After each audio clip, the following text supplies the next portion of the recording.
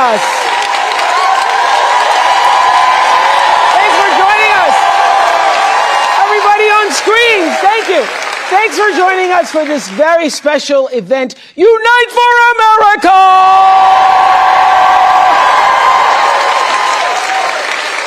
And that's exactly what we're doing live tonight, uniting from Farmington Hills in Oakland County, Michigan. We have 400 people in our audience and thousands more. Hello, all of you on screen. Hello, everybody on screen. Thousands more joining us on screen. And I am here because I care deeply about the future of our country. And I know that all of you do too. You care about the future of our country.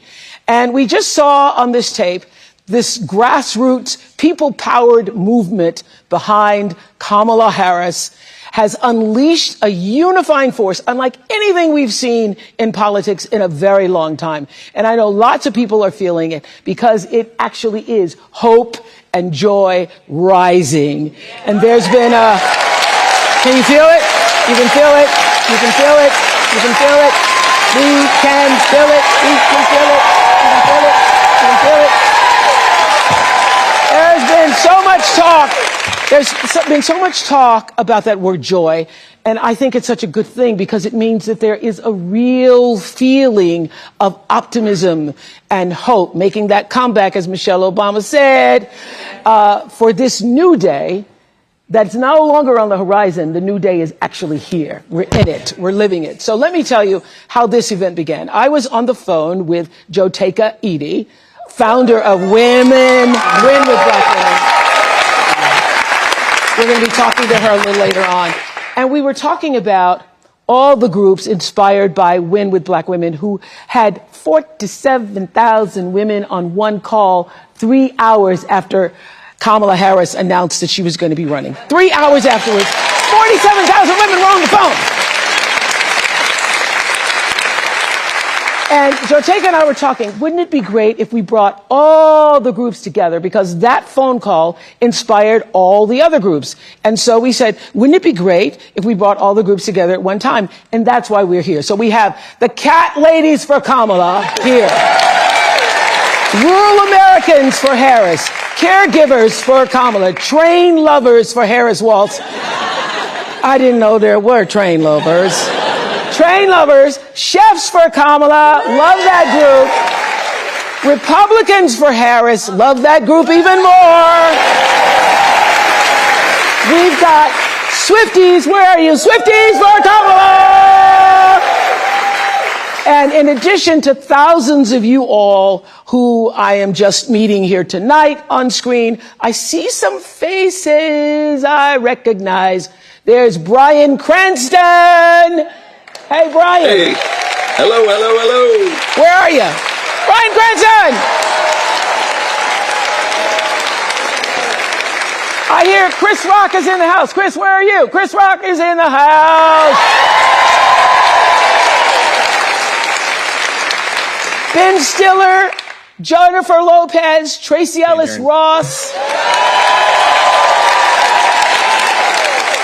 Jennifer Lopez! Where are you, Jennifer? Yes! Tracy Ellis Ross, where are you? Tracy Ellis, where are you on the screen? Tracy Ellis.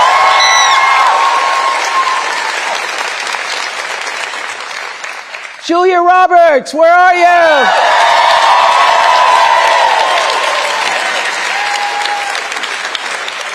And Miss Meryl Streep is in the house.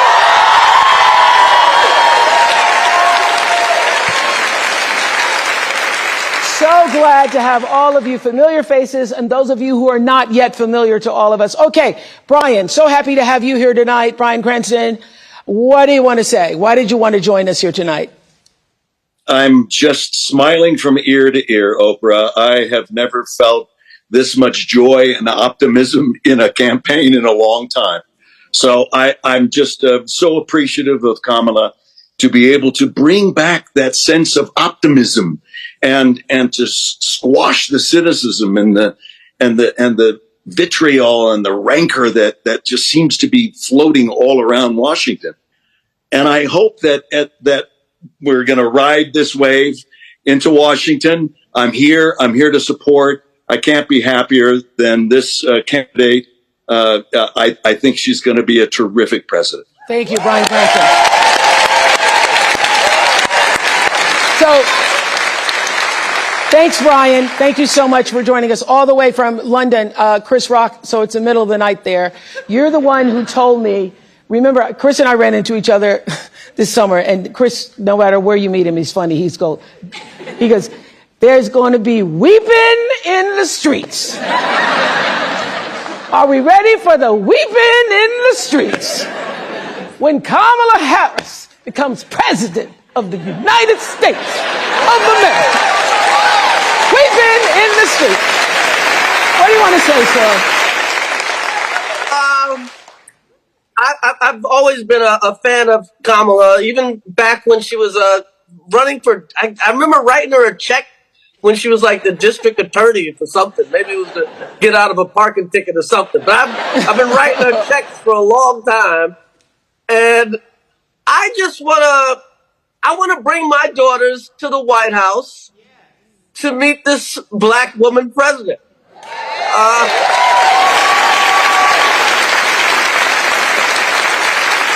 That's a reason. That's a reason. That's the reason. I think she would make a great president. And I'm ready to turn the page, man. Yeah. All the hate, the negativity, it's got to stop. Yeah, we're so sick of the negativity. Thank you so much, Chris, for being up this early in the morning in London. Thank you. Ben Stiller, I heard you were on the Comics for Kamala, and so I want to know, were all the Comics for Kamala trying to outdo each other with jokes for Kamala when you were on for Comics for Kamala? They were, and I didn't outdo anyone. I was probably the least fun of all the comics. But it was really, I mean, it was great though, because everybody was so energized. And I mean, I got to go to the convention and see her speech, which was just incredible, and feeling that energy, feeling kind of going from a stop Trump mode into a go Kamala mode, the people starting to, really hear what she's about. And, I have a 22-year-old daughter, 19-year-old son is going to be voting in his first election. My daughter's, her reproductive rights are incredibly important. Standing up for. Thank you, Ben. Thank you, Ben. And I think standing up for, yeah. I think what Chris said, we're ready to turn the page. Thank you, Ben Stiller. So we are all together, united for one cause, and that is to get out the vote for Kamala Harris. Joteka Edie is here, and you describe Win with Black Women as a collective love letter to ourselves. I know you all been doing this a long time. I was on a lot of calls with y'all in 2020, but we ain't never seen nothing like this before, right? Stand up. Yeah. Tell us what is happening. Explain the power of what happened 3 hours after Kamala, we knew that she was going to step into this candidacy. First of all, Oprah, this is amazing to just be united. And that night, Black women everywhere, we knew one thing. We wanted to gather in our joy, and we knew that we needed to get to work. And on that night, Black women, the 44,000 on that Zoom, and the additional 50,000 Black women and our friends that joined to watch that Zoom, what we knew was that it was a moment in our country to show what Black women have always done. That love letter that I often speak of,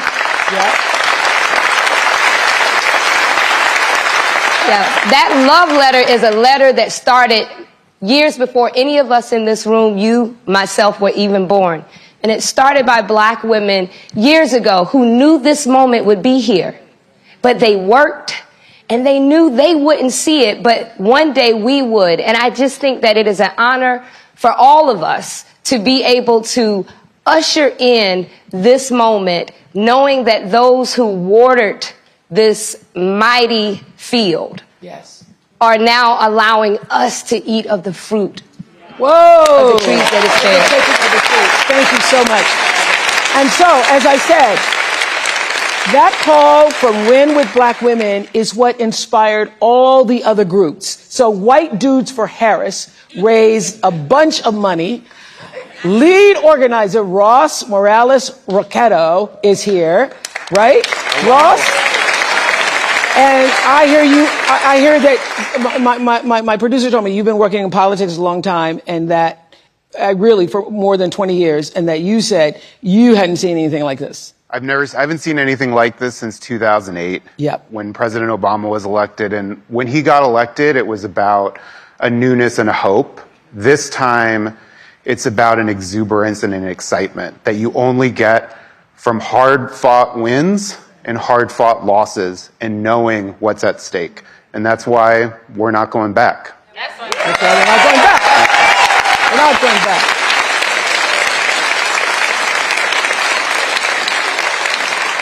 Thank you, Mr. White Dude. Thank you so much.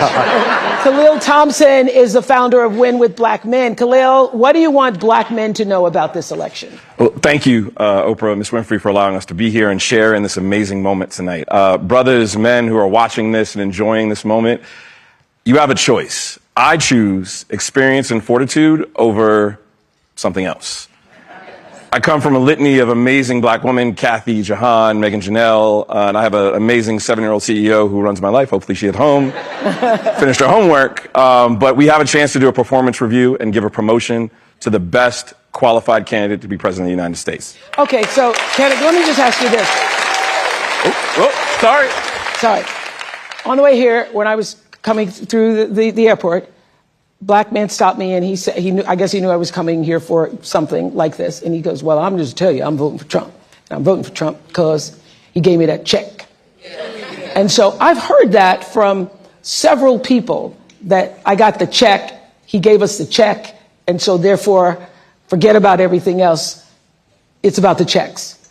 Well, what he doesn't know is that Congress actually paid for the check and the American people paid for it.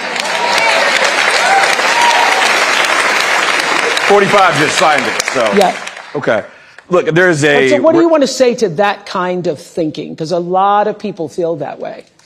We're not a monolith. You can have your viewpoint and views for where you believe, but I think if I have the choice to go into someone to make the best decision for my family, I don't want someone who has 34 convictions. I don't want someone who is going to choose hate over choosing the best possible way to unite us as a country. And so I see Vice President Harris as being the best person to do that. Thank you very much, sir. Thank you. Shannon Watts. Shannon Watts is the organizer of White Women Answer the Call. Shannon, what do you want to say? What do you want to say specifically to white women in Oakland County, white women throughout the United States about this moment in answering the call? Even if you are a white woman who is voting for Kamala Harris, that's not enough. You have to get off the sidelines and do the work like black women and black men have been doing for decades, and follow the lead of people like Jotega Edie, whose lead we followed on our call. We have to be waking up every day and phone banking and knocking doors and sending texts, but most important, we have to be persuading the white women in our lives. We may be part of the 47%, but we know the 53%. They're our mothers and our sisters and our friends, and we have to tell them to vote not just in their own self-interests, but in all women's best interests. Right. And so that's what tonight is all about. Tonight is all about leaving this moment here and figuring out what it is you can do in your own home, in your own community, in your own district to spread the word and spread the vote. So Bianca Shaw is the youth director for South Asians for Harris. What are you hearing from the South Asian community? Yes, thank you so much for that question. I want to start off and say, when I answered that call that I would be here, I said, me? Are you sure? Because I cannot believe it, but thank you so much. South Asians for Harris, we are an official, AANHPI campaign affiliate with the group, and I just want to say that the aunties, the uncles, the students, we're coming out in numbers we've never seen before, out to mobilize for Kamala Devi Harris in this campaign, because not only does she represent, our South Asian heritage heritage, our love for Italy, but she also represents the values that, our parents, our grandparents immigrated to this country to keep and maintain. And she does that so well, and we need to maintain that. Thank you. It's about the values. I'm with you. Thank you. Okay, before the Vice President joins us, I want to bring out a local Michigander. I love saying Michigander around here. She's known as Big Gretch. Please welcome Michigan Governor Gretchen Whitmer. Big Gretch. Fresh in the new trend. Yeah, that's Big Gretch. Started bust on her face because that's Big Gretch. We ain't even about to stretch. Gretchen Whitmer.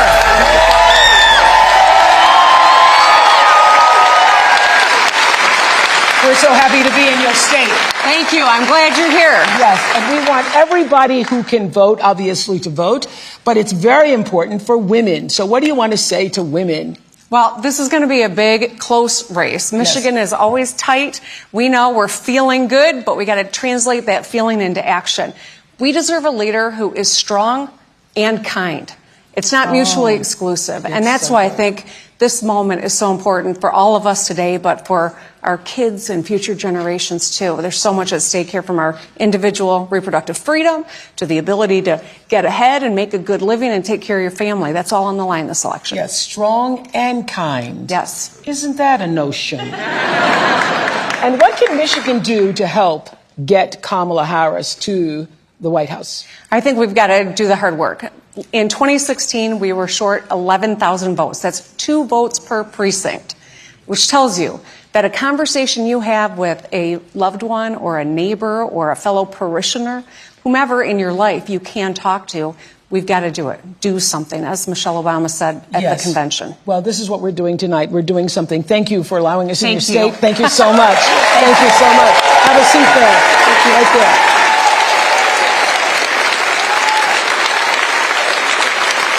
I want to bring in right now the chair of the Harris Waltz campaign, Jen O'Malley Dillon. Jen, hello. Hi. Have you seen anything like this? Isn't this great fun? It's amazing. Tell us what needs to happen from this day until November 5th. So first of all, this campaign is so inspired by the grassroots organizations that have come together like this, and it is making us stronger as a campaign to work together. We wouldn't be here without them today. We have 47 days left, and you all know the stakes, or you wouldn't be here. And while we have this extraordinary growing enthusiasm that the Vice President and Governor Walz are seeing everywhere, we are still in a margin of error race. It's tied. It's tied right here in Michigan. It's tied in all the battleground states. So it's going to take all of us to build a pathway, many pathways to 270 electoral votes. That's what we're focused on in the campaign. In every state, we have to register more people. We have to mobilize our voters to turn out to vote. And then we have got to go persuade those people that still don't know enough about the Vice President and her vision for the future. And if we do that together, all of us, we're going to get over the top, but it's really going to take all of us. And to make sure that you're working in your own lives, have those hard conversations in big and small ways. We're going to inch our way over the finish line because we're going to be able to do it together. And don't you need money? Well, we do. We do. And these groups need money too. All of us do, because the work is happening on the ground and in the communities. So if you want to help in any way at all in the campaign, go to go.kamalaharris.com. But if you want to help and not be formally engaged with us and join any of these groups here, that's what we need too. It's going to take all of us. Yes, and I think that everybody on the screens, everybody in this room, everybody who's listening, you become your own grassroots organization when we leave this moment that we're sharing here tonight, and you do what you can in your community. It's not enough just to join us all. We love having you here, but the rah-rah moment is going to end, and then we need to get to work. We need to get busy. Okay, thank you, Jim. I have to just say this, that the social media team for the Harris campaign has been killing it. They have been killing it. I think that team helped spark this people-led movement. And here's a short look at the rallying cry across social media. I'm watching the Kamala Harris rally right now, and wow, I'm like crying. So Tony and I just got done knocking 48 doors in King of Prussia, Pennsylvania. Majority, if not all, independent Republican libertarian doors. Republicans for Harris is growing explosively too. We just need to get back to a place in this country where we can have disagreements and have them still be respectful. I'm here with Richard, a 77-year-old registered Republican who's going to be voting for Kamala Harris. They're eating the dogs, the people that came in. They're eating the cats. They're eating the pets of the people that live there. Obviously, a narcissist just doesn't stand for anything that I stand for. What issues are most important to you personally? First of all, not electing a felon to the White House. I'm voting Harris Walls and a blue ticket all the way. In 2020, only 50% of young eligible voters actually showed up, and that was record-breaking. So if you really want to be brat, you better be showing up in droves in November. We are with her. And she's with us. I voted for Nikki Haley in the primary. I'm going to be voting for Kamala Harris. That's the right choice for America in 2024.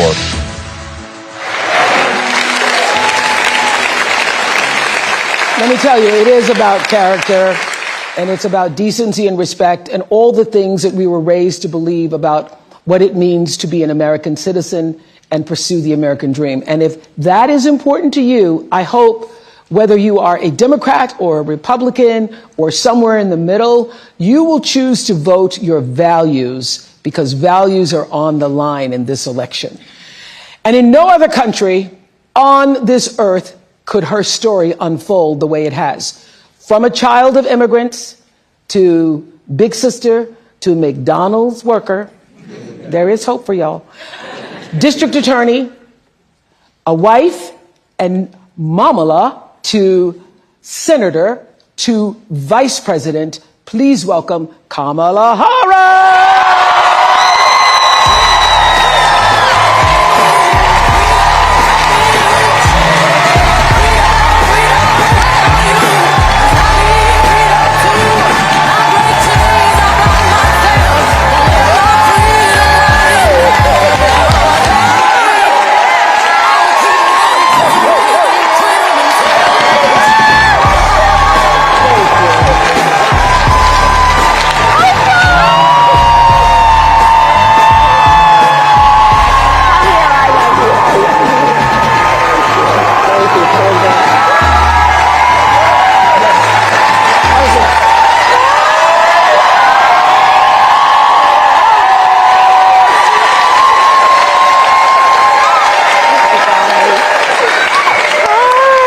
So welcome to hello, Madam Vice President. Hello, welcome to Michigan. It's so good to be back, and Governor, thank you for everything you are and everything you do for the state. Thank you.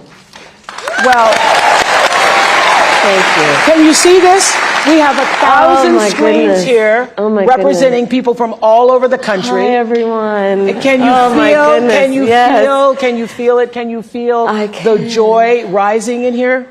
I can, and I have to tell you, there's so much that I love about our campaign, because it really is about the people. And I look around at these screens, Oprah, I look at who's in the room, and this is America. This is America. You know, I was saying with a group of friends earlier, I think in this moment where we've dealt with so much that I think is quite exhausting around powerful forces that would try and divide us and try us to have us as Americans pointing fingers at each other. Yes. That this movement that is about reminding each other that we have so much more in common than what separates us is so critically important. And this is about the strength of who we are as Americans. And this movement that we're in about, as I like to say, seeing in the face of a stranger a neighbor. Yes, yes, yes, right? yes, yes. An extension of love thy neighbor, that you literally in the face of a stranger see a neighbor. Yes.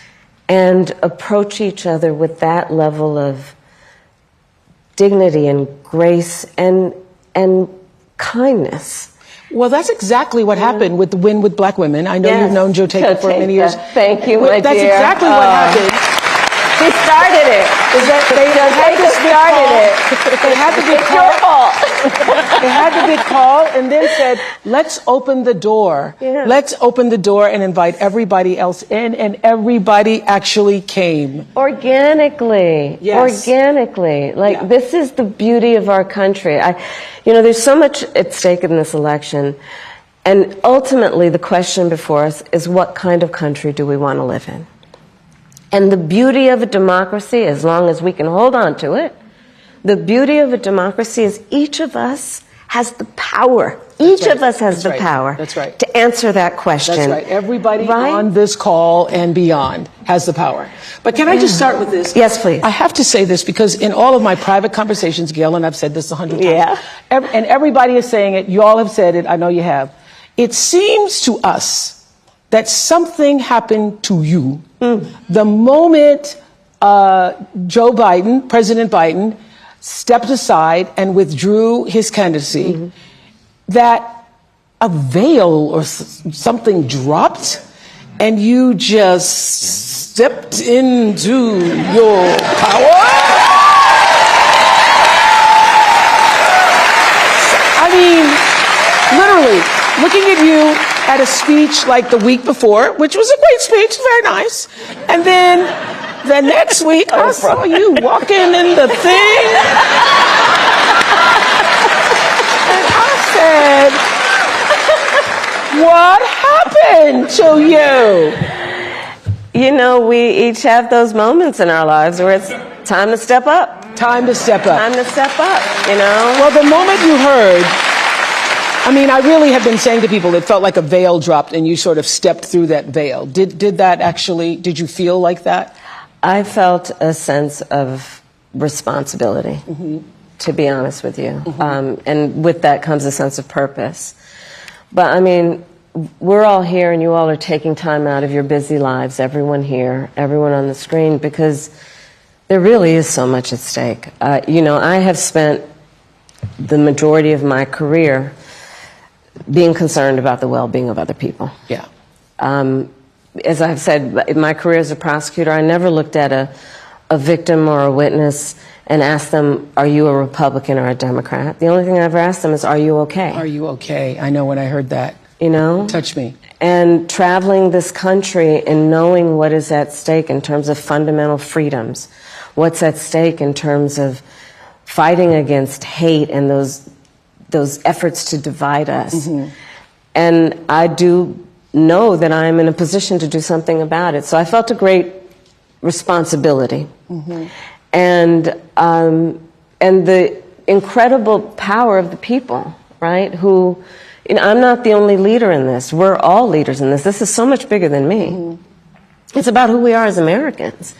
And it's about making clear what we stand for. And what we stand for it is about the ideals upon which we were founded, including the importance of freedom and the importance of independence and the importance of dignity and purpose. But it is also about what we stand for in terms of our values. I think of it this way. I think a lot boils down to values. I just said values are on the line here. It does. Think about it, Oprah.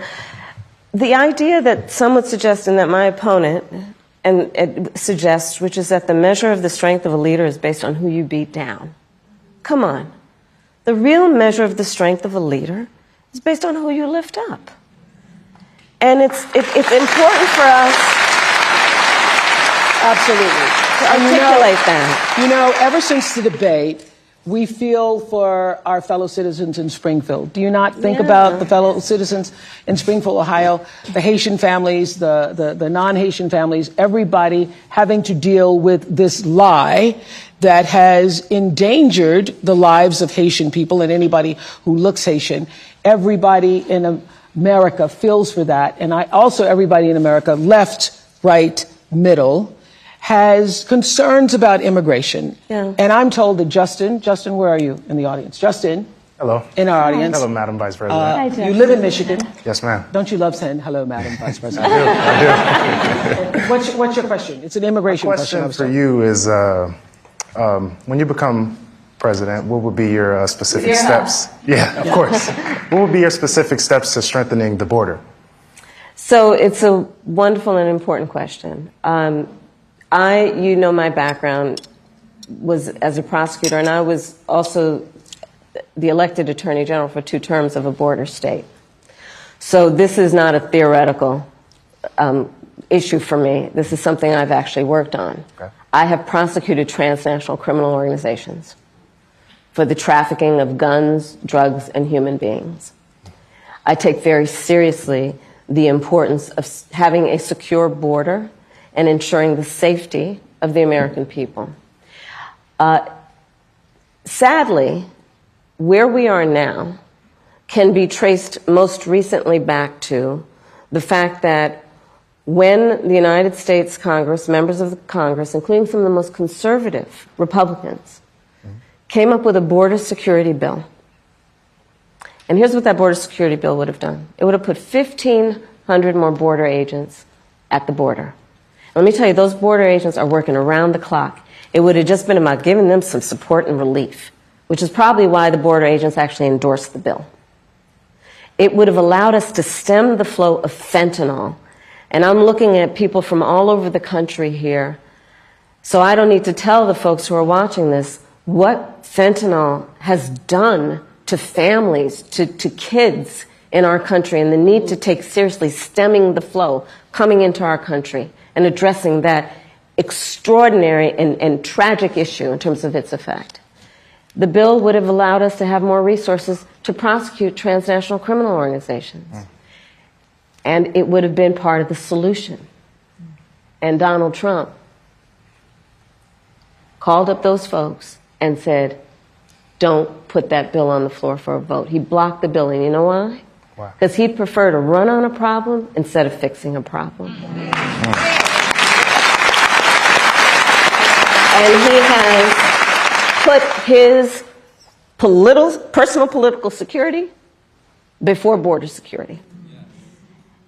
Because understand, even in the intervening months, what that bill would have done to give support to folks who care about this issue. And this again gets to the point about what does leadership really look like? And is it about you or is it about the people? Right. Is it about running on problems or fixing problems? My work and my career has always been about saying, let's fix problems. Let's address the needs, because we know it's within our capacity to do that. So to answer Justin's question, now that that bill has gone and hasn't passed, will you reintroduce that? Absolutely. And when I am elected President of the United States, I will make sure that bill gets to my desk and I will sign it into law. Thank you, Justin. Thank you. Thank you, Justin.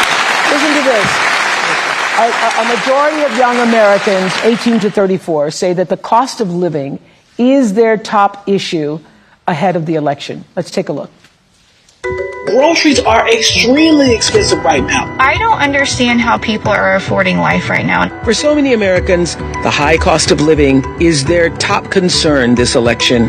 Rich, we have $435 to last us till the end of the month. Okay?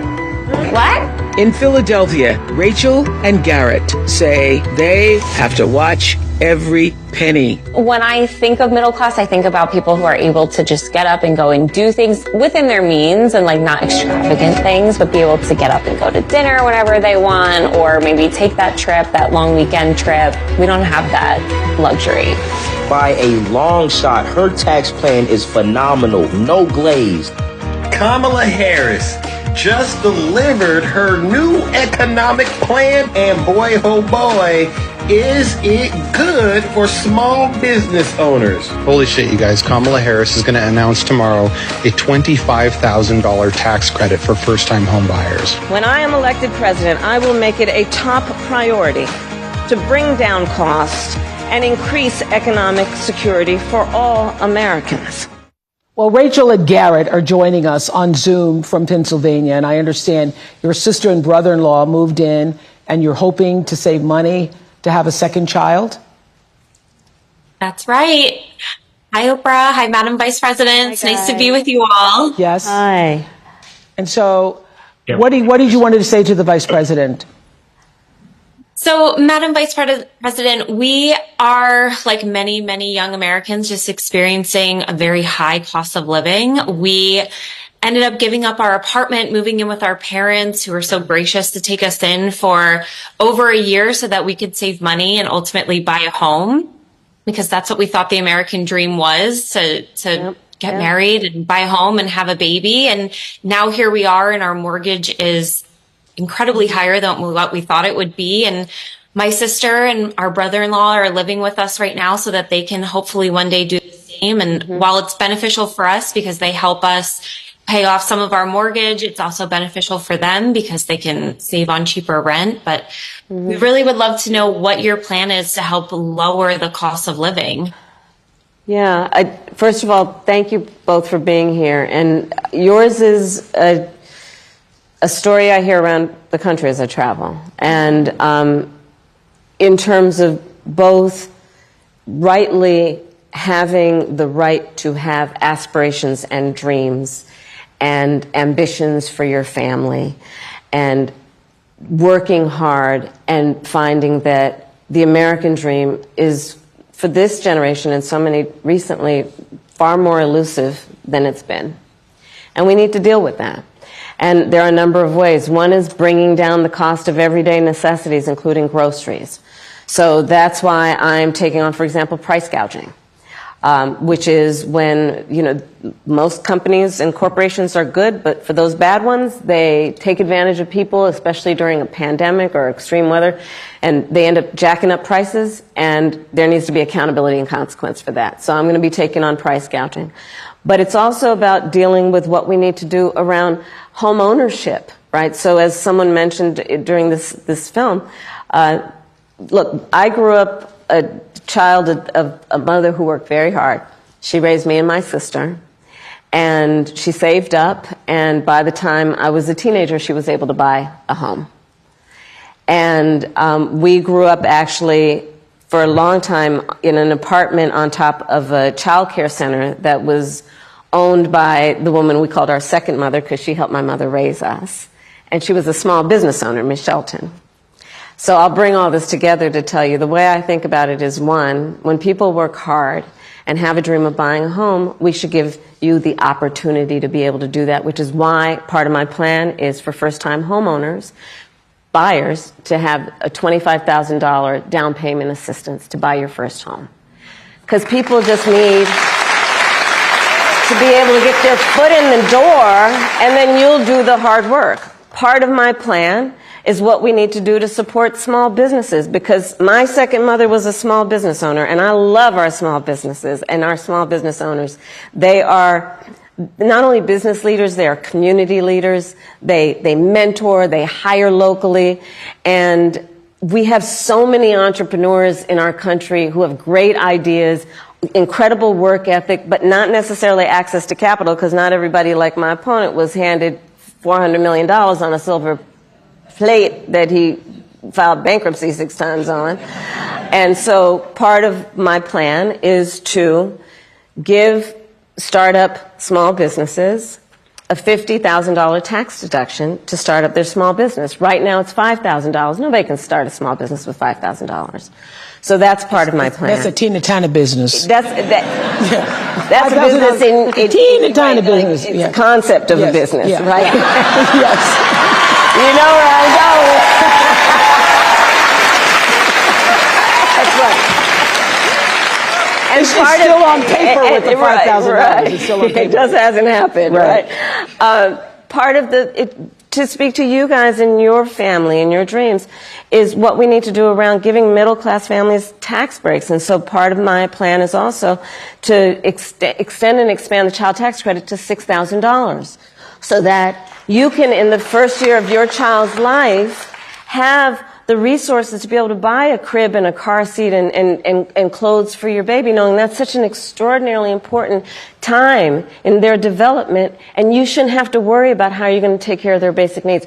All of this and more is part of what I plan to build, and I call it an opportunity economy. And it's basically about creating opportunities, knowing so many people have the ambition, have the aspirations, are working hard, but just need opportunity to reach their goals and their dreams. I saw you smiling with that $25,000 credit for the home. I saw that smile on your face and the $6,000. Thank you all so much. I want to just introduce to Shelby, who's also in our virtual audience. Thank you guys. Shelby from Virginia, who's also struggling with the cost of living. Tell us your story, Shelby. Why? Hi, Madam Vice President. Hi, Oprah.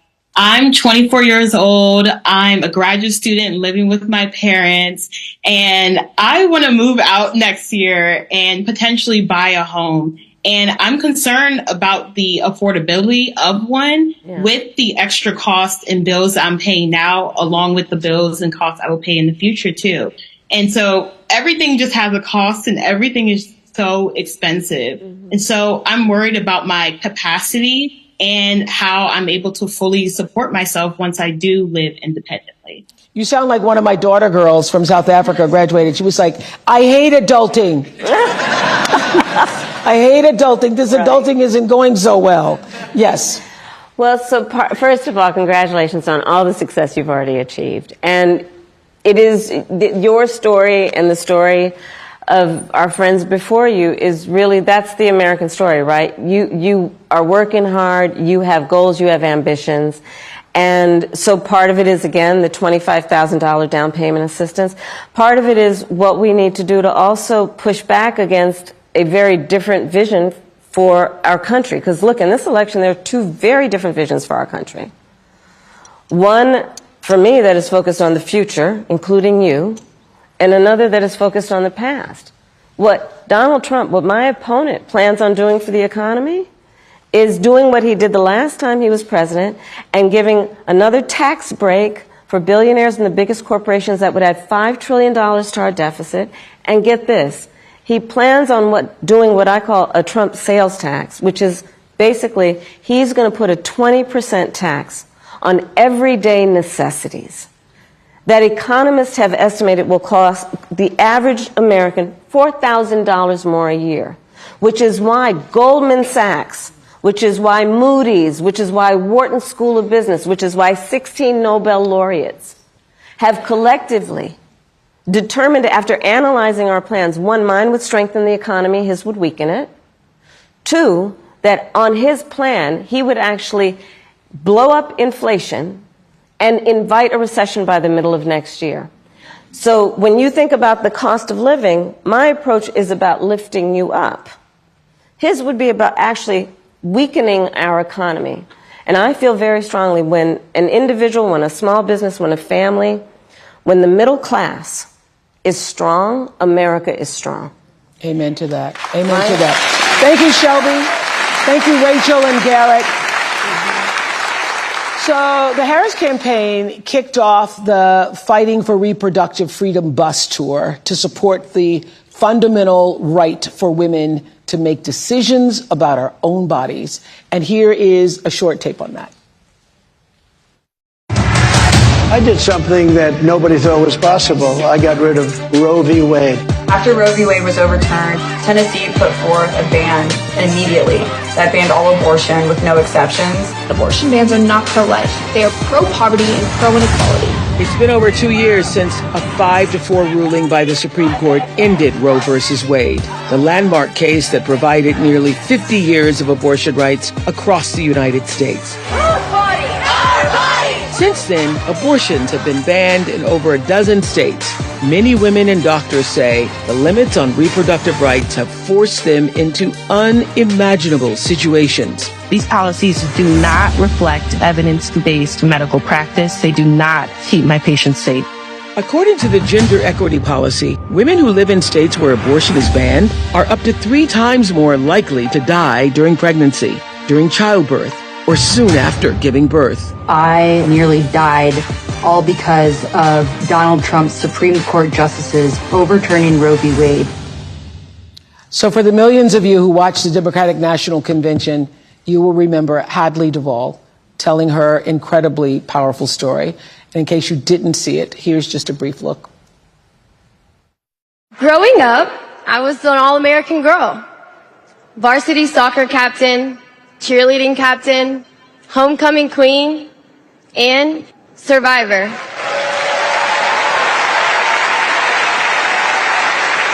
I was raped by my stepfather after years of sexual abuse. At age 12, I took my first pregnancy test, and it was positive. Hadley is here. Stand up, Hadley.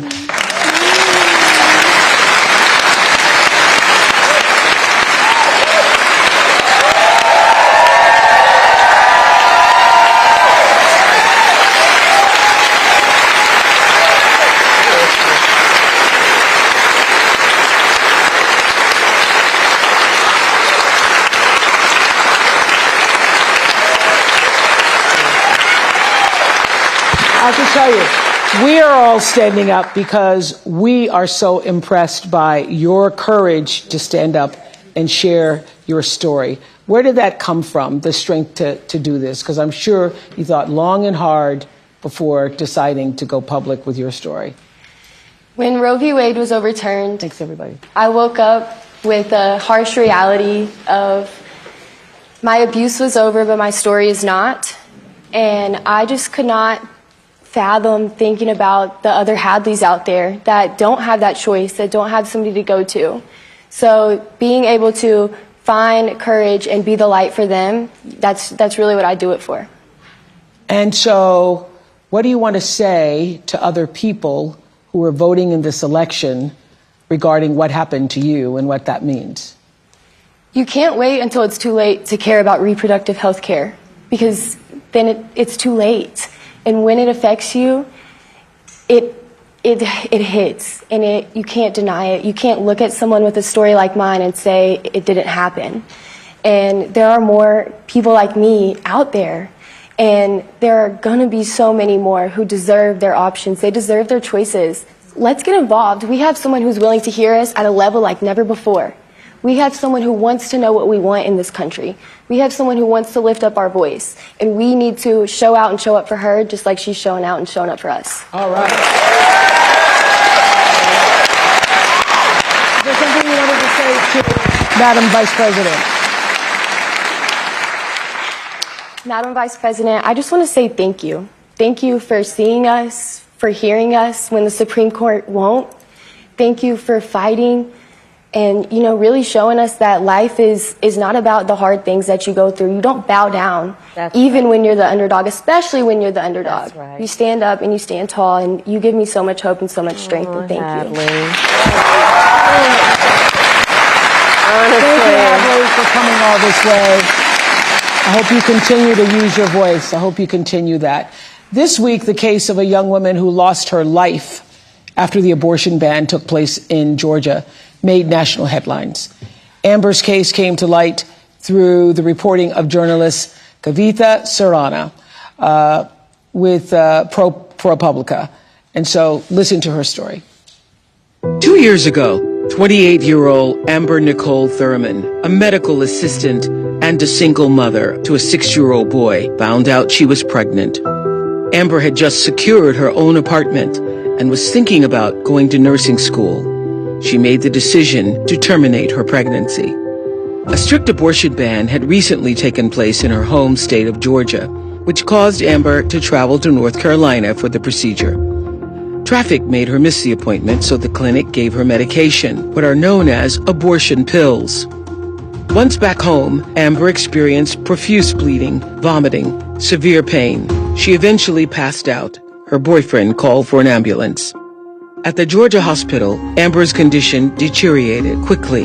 In a rare occurrence, it was discovered her body had not expelled all the fetal tissue and an infection was spreading. Official Georgia State medical expert analysis of her case says Amber should have received a life-saving D&C, but doctors waited 20 hours before deciding to take her to surgery. Amber's blood pressure had taken a dive. Her organs had started failing. In the operating room, her heart stopped. On the way to surgery, Amber's last words to her mother were, "Promise me you'll take care of my son." Amber's mother, Shanette, and older sisters CJ and Andrika are here, and they wanted to be here tonight. to speak out for the first time. Ms. Jeanette, what do you want us to know about Amber's story?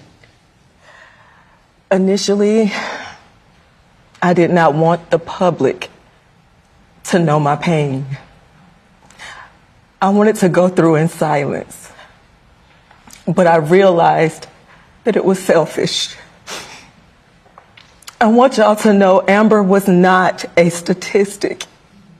She was loved by a family, a strong family, and we would have done whatever to get my baby, our baby, the help that she needed. When ProPublica came to my home, I pushed them away. No, but Kavithia, she was persistent. She said, it was something that you needed to know. You have to hear me.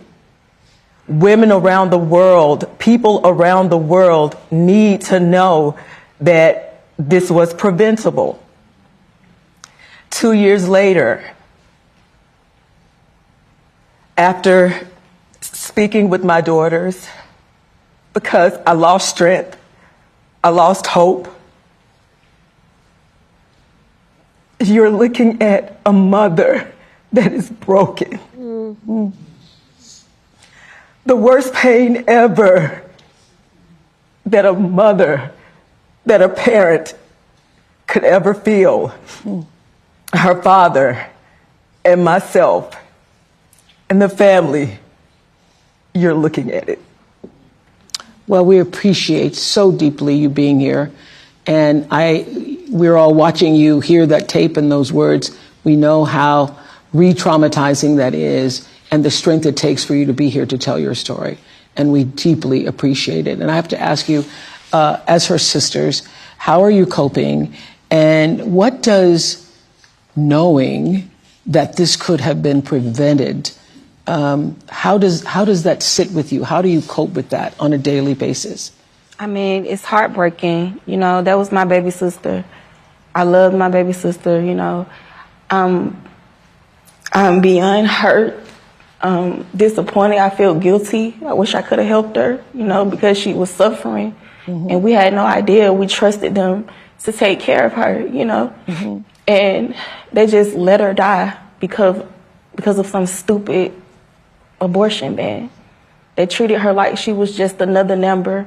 Mm-hmm. They didn't care for her as if, you know, she was their daughter or their, you know, granddaughter. Yeah. You know, and she's not here. She'll never come back. Yeah. Andrika, what do you want to say? I want to say that it's very disheartening that my sister was allowed to suffer for 20 hours. She suffered. It was nothing that we could do to help her. We trusted the healthcare professionals to do their job and save her, but they failed her. Well, I think the most powerful thing that you've said here, Ms. Jeanette, is that your daughter is not a statistic. She had a life.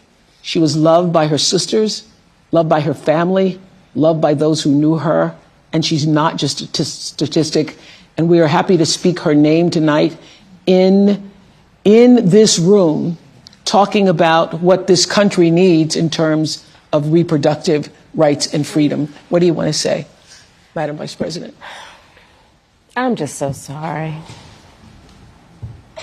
And the courage that you all have shown is extraordinary, because also you just learned about how it is that she died.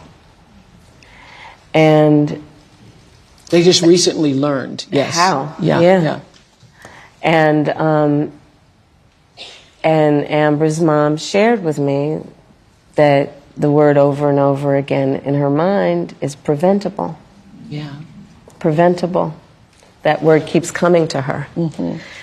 And this story is a story that is sadly not the only story of what has been happening since these bans have taken place. And, you know, so just to step back in terms of how we got here.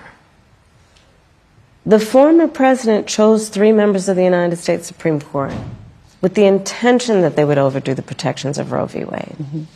And they did as he intended, and in state after state, including yours, these abortion bans have been passed that criminalize healthcare providers.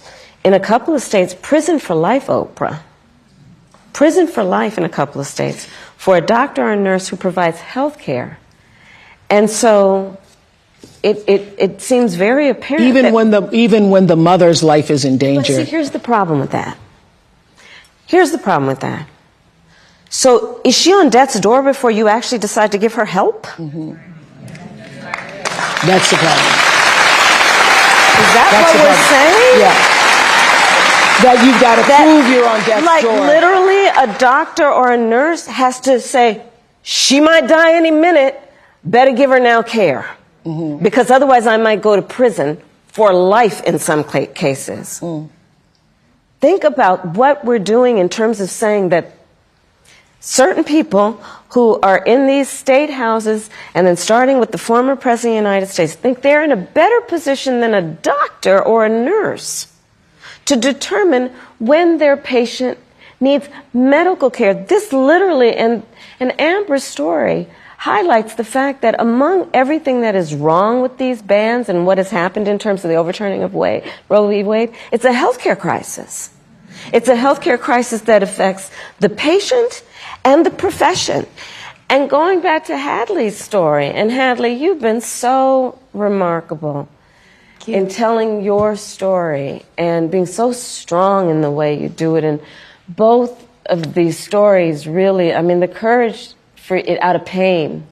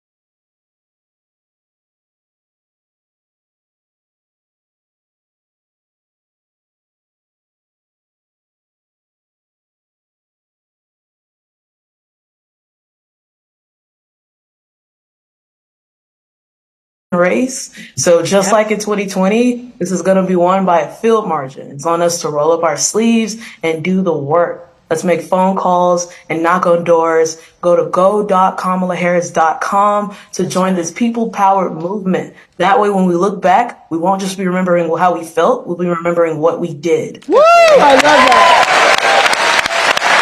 I love that. Y'all, I love that. That's a big takeaway because we're all feeling really good right now. But what really matters is what are we going to do? Absolutely. What are we going to do? Thank you so much, Star. I see somebody else on the screen, Julia Roberts. Hi, Julia. Hi. Hi. I heard you were so excited you wanted to be here tonight. Why?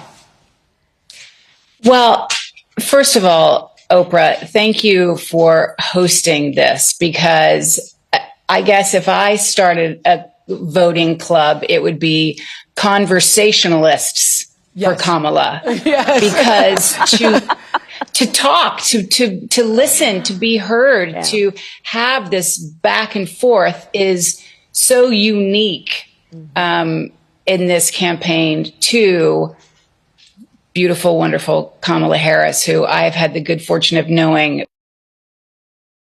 And I am a mother of 2 kids. This is their first chance to vote in an election. And I couldn't be more excited for them to have the legacy to say that their first vote they ever cast for president was for you. I have just chills saying that out loud. Are you all going to the polls together? Are you organizing a party? Are the Motors having a poll party? What's happening? I wish we were all going together. In fact, they're in college, so we will be separated on the great day, but in spirit united always for what we believe in and what we... I feel like it's interesting. We talk so much about being Americans united for something, but this has become such a global representation of our country and what we stand for. And I get to travel internationally a lot. And I want people to say, "Oh, you're American," and not, "Oh, how's it going over there?" Yes. So I want to get back to that space. Exactly. Thank you, Julia. Exactly. Thank you. And hey, there's Tracy Ellis Ross coming up there. Tracy, now listen, if anybody should have a voting party, I think it should be at your house because you have great parties, girl. I just want to say hi. Hello, Madam Vice President. It's just an honor. I actually have never met you, which is crazy. And hi, Oprah. Wait, what did I miss? We just saw each other the other day. Okay. Oh, hi, Tracy. Hi, Oprah. How you doing? Good. Yeah. This is exciting, though, isn't it? Isn't it exciting? It's exciting. It's exciting because I believe in democracy. I believe in the future of our country, in reproductive freedom, bodily autonomy, women leading. I believe in decency. The idea of leading with joy and kindness has always been in my DNA. And I'm here both for the seriousness of this election, but the joy with which it is being handled. It is stunning. And then I also really want to remind everybody, it hasn't been mentioned, but voting up and down the ballot is incredibly important. Your freedom and your daily life are all the way up and down that ballot. People are policies, and we need the right people in all areas, all positions. And then I would like to say to you 2 women, thank you for what you represent, because as a 52-year-old childless woman, I want to say to the people who think that a woman's worth is measured in her baby count, I mean, shout out to all the amazing mothers, but the childless women have been mothering the world and elevating culture as aunties, godmothers, teachers, mentors, sisters, and friends, and the list goes on, and you do not need to push out a baby to help push humanity forward. Amen to that. Thank you so much, Tracy Ellis Ross. Thank you so much. So another important issue this election is, of course, our safety. And just 2 weeks ago, our country experienced yet another horrific school shooting. Watch this. 10:30 a.m. at Robb Elementary in Uvalde. The school is recognizing my 10-year-old daughter, Lexi, for receiving all A's. 30 minutes later, a gunman murders her, 18 classmates, and 2 teachers. In the last 25 years, there have been 417 school shootings in the United States, and more than 383,000 students have experienced gun violence while at school. More children and adolescents are killed by guns each year than anything else nationwide. Just 2 weeks ago, Appalachia High School in Winder, Georgia, became the latest area to face every parent's worst nightmare. Tonight, breaking news as we come on the air, the deadly high school shooting, 2 students and 2 teachers killed. Police and parents racing to the scene outside Atlanta. Oh my goodness. There is a shooting at my granddaughter's school. We had to drag our teacher's body into the classroom. We heard him take his last breath. We live in a country where 383,000 children have been exposed to gun violence. Now just sit with that number for a second. It's a number until it's your child. This is not normal, y'all. Yep. This is not normal, and this is not right. Other people in other countries do not have this issue. We, Americans, we have to do better. We have to do better. We cannot continue to just settle for our thoughts and prayers. Lives are being destroyed. 15-year-old Natalie Griffith and her parents, Doug and Marilda, are here. And Natalie, we are so sorry to know that you too have been added to that number because you were in algebra class when you were shot twice by a 14-year-old fellow student. We're so glad that you lived to tell your story. And so how are you tonight? Well, before that thing, the video, I was very happy. I still am very happy to be here and to tell my story and what happened, because it was a terrible thing, and it should not have. What's it called? Where were you shot? Where were you I was physically shot? Right here on my shoulder, and then around here. Right wrist. I was saying that 383,000 students in our country, the United States of America, have been exposed to violence. That same scene that you experienced in your school. Had you all been having, drills or preparation for what should happen should there be a shooting? We have. I've had intruder drills and fire drills and stuff. In my old schools, we've had a fire drill at Appalachia, but it was the first 2 months of the school year. We hadn't had an intruder drill yet, so we weren't even completely sure where to go in the classroom. We all I remember being huddled. So I was watching your mother, even just when that tape was coming on. It's still very much PTSD, very much traumatic. You're still reliving it. And how has it been for you? How were you notified that there was a shooting at the school? I was notified by a friend. She called me. I was at work. And she called me and she said, "Do you know about the shooting?" With the school that she goes to, the Appalachia. I said, "No, I don't." And then she said there was a shooting at the Appalachia High School. My heart just dropped. My heart just got so heavy, and I could not stop. I had to leave. I told my co-workers, I gotta go. I have to leave. And the first thing I did is drop my knee on the floor and just start praying. I prayed for about 30 minutes from my work all the way to the. I didn't get to the school on my car, I had to leave my car at a gas station about maybe 2.5, 3 miles. And I walked on foot and I ran because my heart was so heavy. I couldn't get in touch with my daughter. And I hear you have a message for people in power regarding guns now. I do. I want to finish that story because no parent should go through this. I want to just finish what, Yes, the experience. You do not know what feels until it's you. Yes. You know, all those numbers that you show on the TV, you know, a lot of people there here are mothers. You know, what are we doing about this? What are we doing? Let's make sure that everybody listens. Let's make sure that everybody hears it. The whole world needs to hear that we women that have our children, we have a job. That job is to protect our children. That job is to protect our nation. That job is to protect our country. We cannot leave. We cannot let that go on. We have to stop it.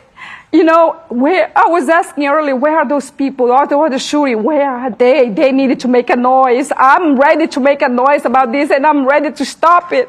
Because no one knows what feels when you can't find your child, when you call her, and you call her just not answering. And when I went through it, you know, it's just me that knows it. And I'm sure, I'm so sorry for those that lost, the child that actually died. I can actually hug my child. My child is here, and I gave all this praise to the Lord. Our Father in heaven saved my child. You know, but the other two mothers, they lost their kids, and the other teachers that died. You know, those people are suffering like I'm suffering. I'm very sorry for them. I'm very sorry that they lost their loved ones. And you have a message for the people in power. Yes, the people in power. Let's make it a change. Let's make it happen. Let's make, let's just not hear about this. Who wants to just hear about this? We gotta change it. We gotta make it happen. You know? And Doug, I hear you're not a registered Democrat, but you now say it doesn't matter what side of the aisle you're on when it comes to this issue. What change do you want to see now that it has affected your family? Common sense. I think the first step would just be metal detectors in schools. Make a budget, make a plan, and the people that say, "Well, we've never really done stuff like that before." I don't care. They didn't have metal detectors at airports at one time. They didn't have metal detectors at courthouses. I think that if a child knew that he would get caught, the likelihood of him trying would be, there may be another target, but it wouldn't be us having to worry about schools being hardened. Yeah.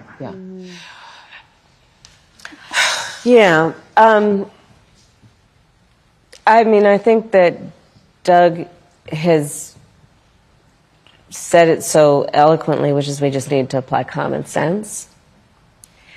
And look, I think for far too long on the issue of gun violence, some people have been pushing a really false choice to suggest you're either in favor of the Second Amendment or you want to take everyone's guns away. I'm in favor of the Second Amendment. And I'm in favor of assault weapons bans, universal background checks, red flag laws. And these are just common sense. These are just common sense. I thought it was so powerful at the convention when you said you have guns. No, at the debate. I'm a gun owner. Tim Walz is a gun. I did not know that. If somebody breaks in my house, they're getting shot. Yes, I hear that. I hear that. Probably should not have said that. But my staff will deal with that later. Yeah. But you have been a gun owner for a while. Yes, I have. Yes. But here's my point, Oprah, is that I'm not trying to take everyone's guns away. I believe in the Second Amendment. But we have to agree that, look, I did last fall a college tour with college-age young people, so I also did trade schools, and packed audience every time in their auditorium, and I would ask, please raise your hand if at any point between kindergarten and 12th grade you had to endure an active shooter drill. Almost every hand went up. It was bone-chilling. Yeah, this is the way our kids are living. Yeah. And think about it. you know, I grew up, we had fire drills only. Well, I grew up in California, we also had earthquake drills. But the fact that our children are sitting in a classroom where they should be fulfilling their God-given potential and exploring the wonders of the world, and some part of their brain realizes somebody could bust through that classroom door with a weapon, with an assault weapon. And let's all agree that the trauma, so many children, even those who have not directly experienced the tragedy. Just being in the environment. Being in the environment. I cannot tell you the number of young people who, I mean, our kids had active shooter drills. They're concerned that there might be somebody who would kill them while they are at school. This is not the sign of a civil society, and it doesn't have to be this way. It does not have to be this way. But we need to have the courage to act. I mean, look, my opponent, when he was told and knew about a shooting of a young girl, you know what he said? Get over it. Get over it. No, we're not getting over it. No, and to the point, everyone should have a sense of collective responsibility for the children of our community. Yes. And understand their right to live and be safe. I have personally prosecuted homicide cases. I know, I've seen autopsies. I've seen what these weapons do to the human body. And we've got to agree that, in particular when we're talking about something like an assault weapon, it's literally designed to be a tool of war. It has no place on the streets of a civil society. It's designed to kill a lot of human beings quickly. And there are things we can do. I mean, thankfully, over the last 3 years, we've done some, but it is common sense. It just seems like common sense we would see this. I think that the majority of Americans agree with you that we do not want assault weapons in the hands of children and other people who have no business with those types of weapons. Right. We know this is true. So we thank you, Natalie, and your family for being here. And good luck in that marching band this year. I hear you're going to go out for the marching band still. Thank you for inviting us. Thank you. Unfortunately, it's a sad moment for us, but I wanted to make sure that, you know, we came because we needed to be heard. And we needed to, you know, change has to be made, and we're ready to fight for this. Thank you. Thank you. Okay, we want to hear what's going on in another battleground state. Tracy is a regional organizing director in Nevada. Tracy, tell us how things are going for you. Hi. Hi, everybody. I'm Tracy Lee, a regional organizing director in Nevada. I am the silver state this year because there's so much on the line. From healthcare to lowering costs, these issues impact all of us. My team and I have been building relationships with voters across this state because here in Nevada, we know that enthusiasm alone does not win campaigns. Organizing does. So all of you watching tonight can become organizers, whether you talk to your sister, a roommate, or a grandparent about why you're so excited to vote for Vice President Harris. You are organizing and energizing other supporters. So please go to go.kamalaharris.com to find ways to help and enjoy the rest of tonight's event, and let's get to work. Let's get to work. Let's do something.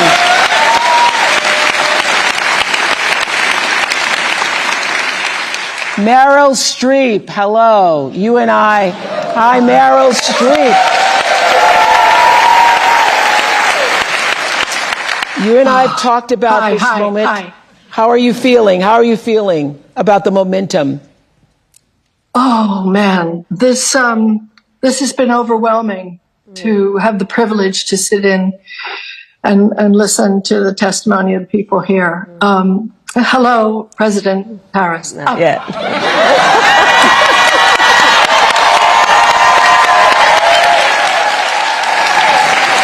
47 days. 47 days, yes. From my mouth to God's ear. And hello, Oprah. I think the word of the day has been preventable. Preventable. All of this. The surround of hatred and venom and toxicity and encouraging some segment of Americans to hate other segment of Americans. Yeah. It's just crazy. And nobody wants it. We're done. That's right. We're done with it. I wanted to ask you, I can't believe I had this opportunity. I probably never will again. If I have a little Debbie Downer moment, because actually, I think you're going to win. I'm sure you're going to win. Yeah. But what happens when you win? Yeah. And he doesn't accept it. And you know that there's going to be this long slog of shenanigans. And I'm wondering how we get to that moment, how we preserve certification on January 6th. Because if it doesn't happen, it'll be maybe thrown back to the legislatures of the states. And I've been working with state government citizens campaign, which is sgcamerica.com. So they're great. They're doing the unglamorous down ballot work of promoting those candidates, because I'm worried about it, and I wonder if we're ready for January 7th, 8th, 9th, and what happens? What happens? So we will be ready, but just taking a step back, and thank you, Marilyn, for just the gift that you give, your talent, your creativity. Thank you for being here. One of the things that I have realized in the course of our campaign is that more Americans than we may realize who voted for Trump before have decided January 6th was just a bridge too far. When we reflect and think about what January 6th was, where the President of the United States, sitting in the Oval Office, incited a mob, a violent mob, to attack the United States Capitol, such that 140 law enforcement officers were injured, some were killed. To try and upend a free and fair election where the American people voted, that was a bridge too far for a lot of people. And we have sadly now seen how far he could go. And I think there is absolutely no tolerance whatsoever for the vast majority of Americans for that. And they've seen the lies. They understand, for example, almost every court case, I think every court case where he's challenged an election, he lost. I said on the debate stage, look, because he's having a very difficult time, obviously, processing the fact that 81 million people fired him. Right? But, so there is that it really was a bridge too far for so many people that they are not willing to repeat. But the other piece of it is the lawyers are working. It's very important that we all speak to our friends and our neighbors about misinformation and help them now see how it occurs, where it is occurring. It is important that we stand up for the integrity of poll workers and people who are working on election day.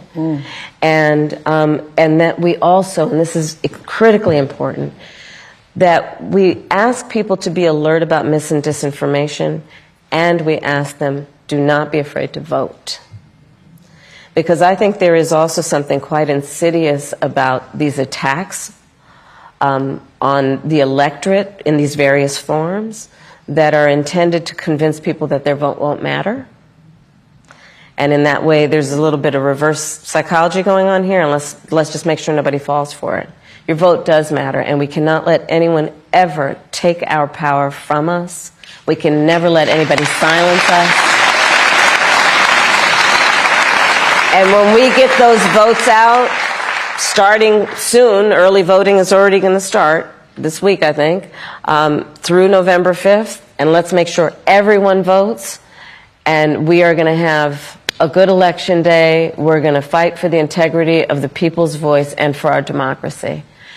And, you know, I'll just mention earlier, a couple of folks talked about what this means in terms of the world. You know, Oprah, as vice president, I've met over 150 world leaders, presidents, prime ministers, chancellors, and kings. And the thing about representing the United States of America is when we walk in those rooms around the world, we have historically and traditionally been able to walk in those rooms chin up, shoulders back, with the self-appointed and earned authority to talk about the importance of democracies. People around the world are watching right now. Because you see, the thing about walking into a room and being a role model is people watch what you do to see if it lines up with what you say. And in that way, the consequences of this election are directly going to impact the American people and people around the world. That's what we're fighting for, and those are the stakes. And that's why we're going to win, because we know what we're fighting for, because we know what we stand for. Thank you, Meryl. So, thank you, Meryl. What is on your heart to say to the American people as we have 47 days until November 5th? What's on your heart? To say to particularly those people who are still undecided or maybe indifferent or on the fence still? We love our country. I love our country. I know we all do. That's why everybody's here right now. We love our country. We take pride in the privilege of being American. And this is a moment where we can and must come together as Americans, understanding we have so much more in common than what separates us. Let's come together with the character that we are so proud of about who we are, which is we are an optimistic people. We are an optimistic people. Americans, by character, are people who have dreams and ambitions and aspirations. We believe in what is possible. We believe in what can be. And we believe in fighting for that. That's how we came into being. Because the people before us understood that one of the greatest expressions for the love of our country, one of the greatest expressions of patriotism, is to fight for the ideals of who we are, which includes freedom to make decisions about your own body, freedom to be safe from gun violence, freedom to have access to the ballot box, freedom to be who you are and just be, to love who you love openly and with pride, freedom to just be. And that's who we are. We believe in all that. And so this is a moment where we stand knowing what we are fighting for. We're not fighting against. It's what we're fighting for. Thank you. Thank you, Madam Vice President. Thank you. And I want to say, thank you, Madam Vice President.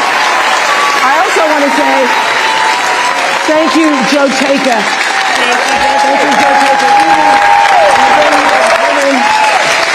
Who started the gatherings on Zoom and all of the grassroots. Now, each of you listening tonight, you become your own grassroots organization to go forward and do something, coming together for the largest Zoom call we've all ever had. Thank you so much. And I just want to say, for all of you watching who are still on the fence, you're in the middle, you're independent as I am, or whether you're just still don't know what you're going to do.